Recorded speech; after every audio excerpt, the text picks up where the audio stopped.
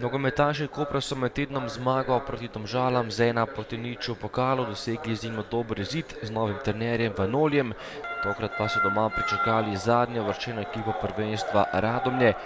Dvakrat iz 3 tekem so odšli kot poraženci v letošnjem prvenstvu. Radomlje so dosegle kar 2 zmage proti obalnemu prvoligašu. Tole pa je že začetek tekme in 7. minuta.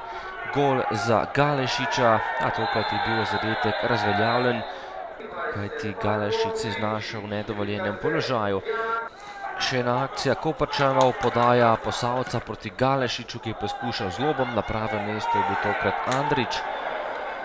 No, napad za koprske nogometaše, 14. minuta, Lotrič je podal, Posavec je streljal čez gol, potem pa kombinacija Galešiča in strel proti vratom je sprožil Lotrič, 1:0 za Koprčane, 25. minuta in 7. gol Lotriča v letošnjem prvenstvu.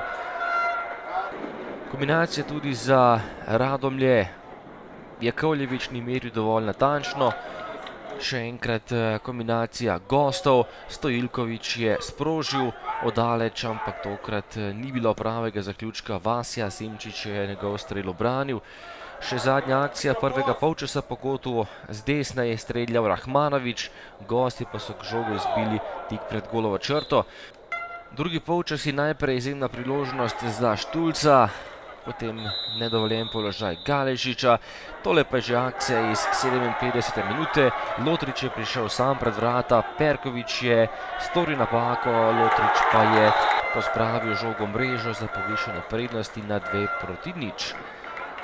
Do konca dvoboja pa pritisk Radomelj, najprej je streljal Vuk nekoliko premalo natančno, še enkrat je prišel do strela Goran Vuk, ki je bil najnevarnejši nogometaš gostov v tem drugem polčasu, tudi tokrat je meril visoko čez gol in potem še podajalec Goran Vuk, tokrat je pred vrati našel Đurkovića, priložnost za Radomlje za častni gol, a tega tokrat ni bilo, na koncu Koprčani boljši z 2:0, dosegli so nove pomembne 3 točke.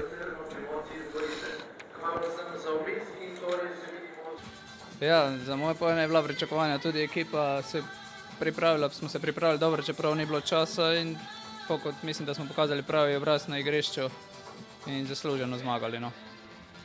Ja, igrali smo, poskušali smo igrati odprt nogomet in poskušali tudi iztržiti kar se da največ v Kopru. Ni nam ratalo, dospeli smo zadetek iz prvega pravega udarca na naše vrata in potem se je težje vrniti v igro, ampak tudi skozi to odprto igro smo imeli neke svoje situacije, s katerimi bi se lahko vrnili v tekmo.